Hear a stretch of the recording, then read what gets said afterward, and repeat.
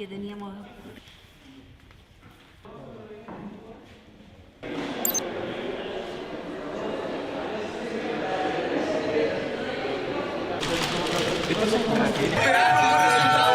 Ellos mismos también están sorprendidos por...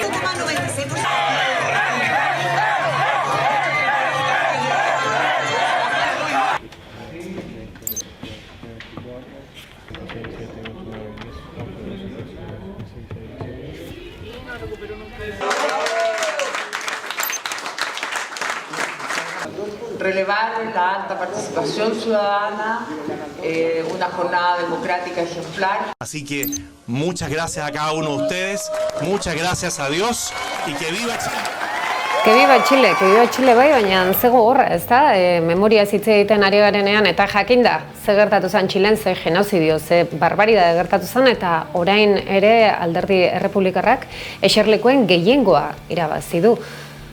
Zaila azaltzeko, zaila ulertzeko.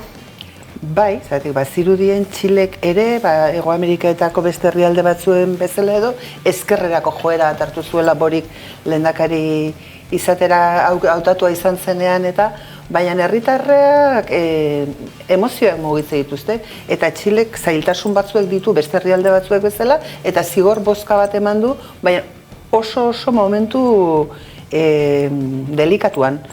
Txilek azkenean onartu zuen Pinocheten garaian onartutako konstituzio hura aldatu beharra zegoela eta justu orain aldatzeko prozesua abiatzea dijoaztenean eskuin muturrak lortu du gehiengoa eta beto eskubidea.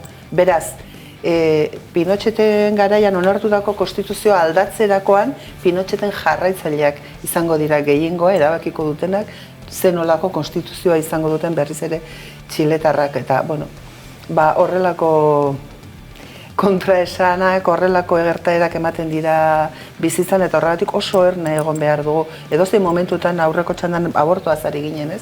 Edozein momentutan eskubideak atzeraka egin dezaketelako eta zirudienean Txilek aurrera pauso importanteak emateko garaira iritsi zela, atzera pauso bat eman du oraingoan eta, Maider, botere faktikoak, eskuin muturra botere faktikoetan, ez da? Bai, nik uste dut Txilen egongo da noski denetarik eta soziologia askotarikoa izango da, baina egia Txilek tradizio ultraeskuindar bat badaukala ez, eta horrela ulertu daitezke ere Pinocheten diktaduraren ondoren, hainbeste urtez iraunaraztea hainbat egitura, eta gero badago kontu bat, Borik iristen da agintaldira protesta aldi luze baten ondoren, eta ezkerra asko mobilizatu ostean. Horrek esan nahi du, jende oso ezkerrekoa eta oso punteroa bat zegoela lehenengo talde konstituzio gile horretan, eta puntako ezkerreko jendea ere bat zegoela Boriken lehenengo gobernu taldean, eta pixkanaka horiek erortzen jundira, nik ulertzen ditelako ere, zu baldin bazaude, ezakite, eskuinak urte luzez gobernatutako edo fantasma hori izandako herri bati hitz egin behar diozunean, igual ezin diozulako hain erradikalki hitz egin, ez? Eta orduan hor Borikek aldaketa batzuk egin ditu agintaldiaren lehenengo momentuan, eta azken hauteskunde hauetan, hauteskunde konstituzio gileetan, 5 batek ez du botoa eman.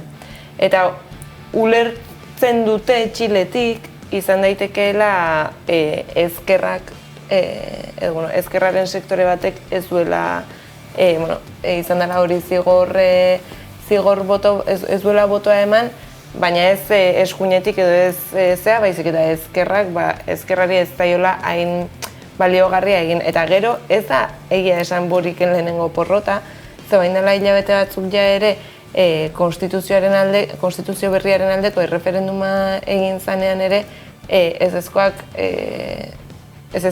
zian 160 eta baiezkoa 140, ez? Ordune zatiketa hori nolabait hau aurre ikusi zitekeen kontua da, oso mingarria dela paradogikoki Pinocheten garaian ezarritako konstituzioa aldatu nahi ez duen alderdiak eta eskuinak, biak batuta gehiengo absolutua daukatela, beraien nahi eta erara egingo dutela konstituzioa ez.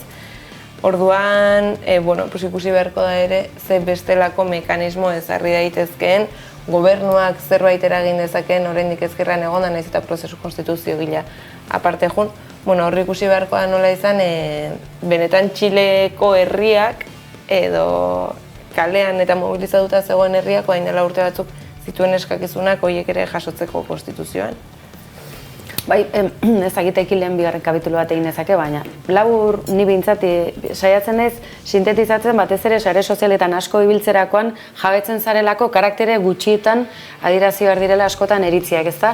Egunotan ikusi dugu Andaluziako ez da gize herritan baten bati okurritu zaiola zezenaren eskubideen alde salto egitea eta nola arrastaka atera dituzten. Esan nahi dut, gerra zibilean gertatutako hori nola esaten da, orain dela 15 minutu gertatutako kontuak dira, ezta?